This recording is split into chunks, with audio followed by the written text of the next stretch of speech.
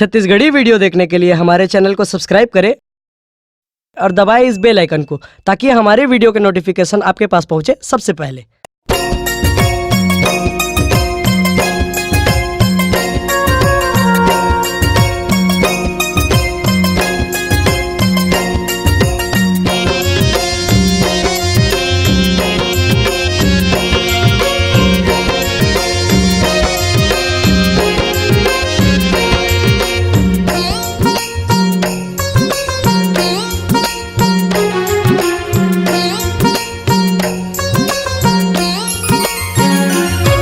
लाली लाली ये चुनरी मवो नोनी मैया सजे तोर मंदिर।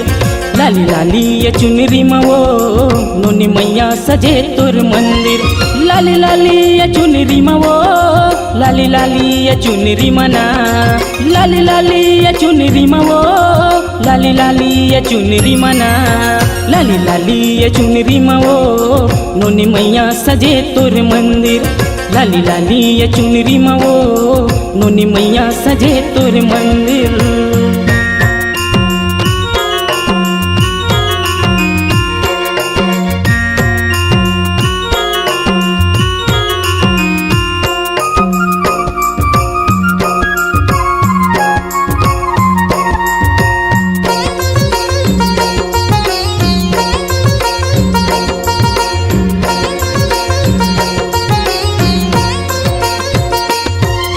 लाली लाली ओ मैया तोरे ओढ़निया लाली है माथ टिकुलिया वो।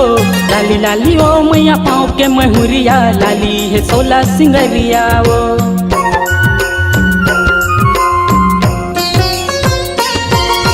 लाली लाली ओ मैया तोरे ओढ़निया लाली है माथ टिकुलिया वो। लाली लाली ओ मैया पाँव के महुरिया लाली है 16 सिंगरिया वो।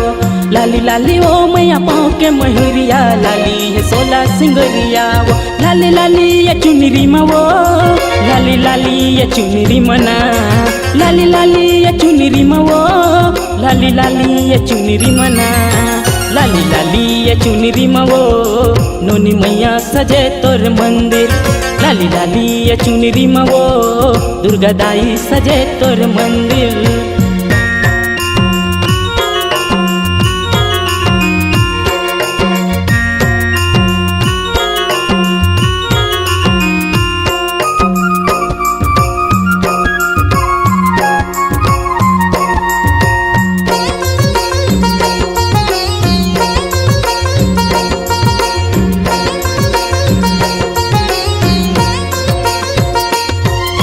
दौरी दौरी ओ मैया चढ़े है फुलवा नोनी मैया दाई दुआरी मत।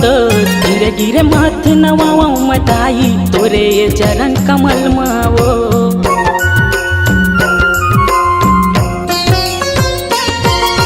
दौरी दौरी ओ मैया चढ़े है फुलवा नोनी मैया दाई दुआरी मत। गिरे गिरे माथ नवाओ मताई तोरे चरण कमल मावो। गिरे गिरे माथ नवाओ मताई तोरे चरण कमल मावो। लाली लाली ये चुनरी मवो लाली लाली ये चुनरी मना। लाली लाली ये चुनरी मवो लाली लाली ये चुनरी मना। लाली लाली ये चुनरी मवो नोनी मैया सजे तोर मंदिर। लाली लाली ये चुनरी मवो महामाई सजे तोर मंदिर।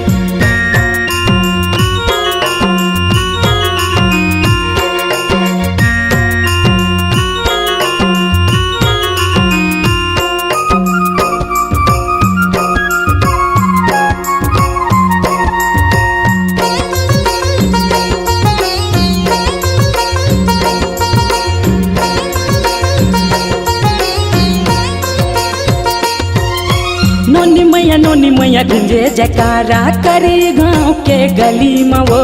जगमन तरिया छिंदहा पारा दाई विराज जी हते हवो।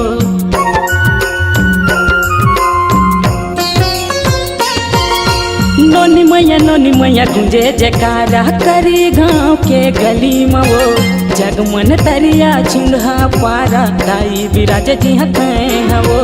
जगमन तरिया छिंदहा पारा ताई विराज जी हते हवो लाली लाली ये चुनरी मवो लाली लाली ये चुनरी मना लाली लाली ये चुनरी मवो लाली लाली ये चुनरी मना लाली लाली ये चुनरी मवो नोनी मैया सजे तोर मंदिर लाली लाली ये चुनरी मवो समलाई सजे तोर मंदिर लाली लाली ये चुनरी मवो कुंडली गाँव में सजे तोर मंदिर लाली लाली ये चुनरी मवो नोनी मैया सजे तोर मंदिर लाली लाली ये चुनरी मवो दिन सावा सजाओ तोर मंदिर लाली लाली ये चुनरी मवो नोनी मैया सजे तोर मंदिर। अगर आप अपनी आवाज को एक नया आयाम देना चाहते हैं तो चले आइए मल्टी ट्रैक डिजिटल रिकॉर्डिंग के लिए संपर्क करें HK म्यूजिक कंपनी कोटा डबरी चांपा छत्तीसगढ़। मोबाइल नंबर है 9329238487 और 8085380339।